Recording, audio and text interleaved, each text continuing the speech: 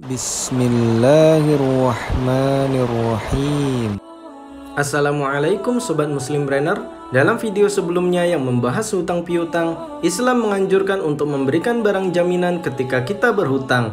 Nah, hutang dengan barang jaminan ini disebut juga dengan akad rohan atau gadai. Aktivitas gadai ini tentu nggak asing bagi kita. Ketika kita butuh uang cepat, sementara kita merasa sayang dalam menjual barang yang kita miliki, maka gadai sering diambil sebagai solusi. Pada dasarnya, gadai diperbolehkan dalam Islam, sebagaimana dalam hadis dari Aisyah radhiyallahu anha berkata bahwa Rasulullah SAW membeli makanan dari seorang Yahudi dengan pembayaran ditangguhkan dengan menggadaikan baju besinya. Hadis riwayat Bukhari dan Muslim.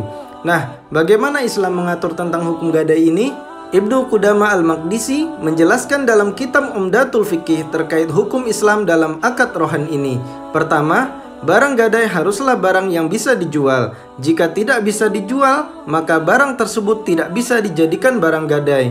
Contohnya HP yang masih bagus, bukan yang sudah rusak, atau tanah yang sah kepemilikannya, bukan yang berstatus sengketa, atau bukan pula dokumen yang tidak bisa dijual seperti KTP, SIM, dan lain sebagainya. Kedua, akad gadai sah jika telah terjadi serah terima barang. Jika barang gadai tidak bisa dipindahkan, semisal tanah atau rumah, maka harus dikosongkan atau ditinggalkan. Ketiga, penerima gadai boleh diwakilkan. Artinya misal kita menggadaikan HP kepada Fulan, tapi Fulan tersebut mewakilkan urusannya kepada anaknya atau pegawainya, maka kita cukup berakad dengan wakilnya tadi. Keempat, barang gadai adalah amanah yang dititipkan kepada penerima gadai.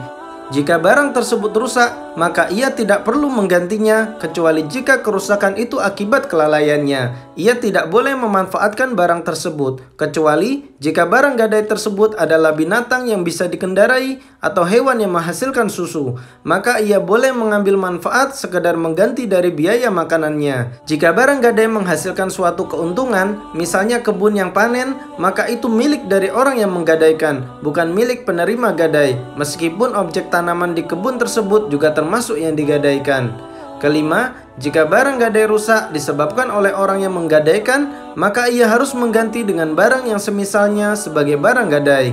Keenam, pihak yang menggadaikan harus menanggung biaya jika barang gadai tersebut membutuhkan biaya dalam penyimpanannya. Misalnya barang gadai tersebut adalah kambing, sapi, unta, dan lain sebagainya, termasuk biaya makan, tempat tinggal, dan lain-lain. Biaya yang ditarik di sini hanya sekedar mengganti dari biaya yang memang dikeluarkan oleh penerima gadai dan bukan bermaksud mencari keuntungan, karena jika timbul keuntungan maka itu termasuk riba.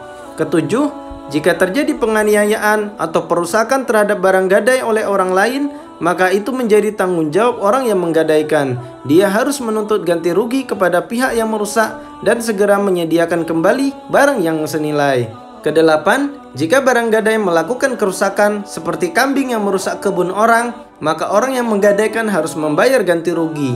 Jika sudah membayar ganti rugi, maka barang gadai tersebut tetap sah menjadi barang gadai.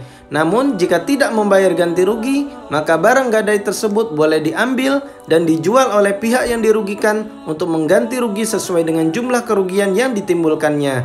Sementara orang yang menggadaikan harus mengganti barang gadai senilai dengan sebelumnya.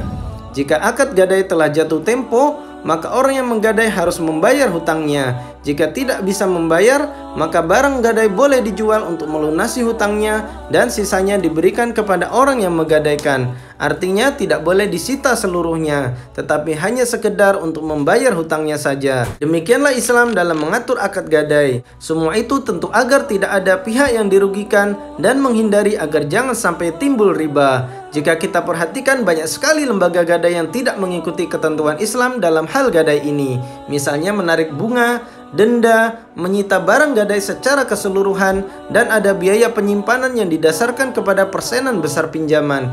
Ini semua adalah kezaliman dan pelanggaran terhadap hukum Allah yang bisa mendatangkan azab di dunia dan di akhirat. Na'udzubillah. Like dan share jika video ini bermanfaat. Silakan komentar jika ada pertanyaan atau masukan.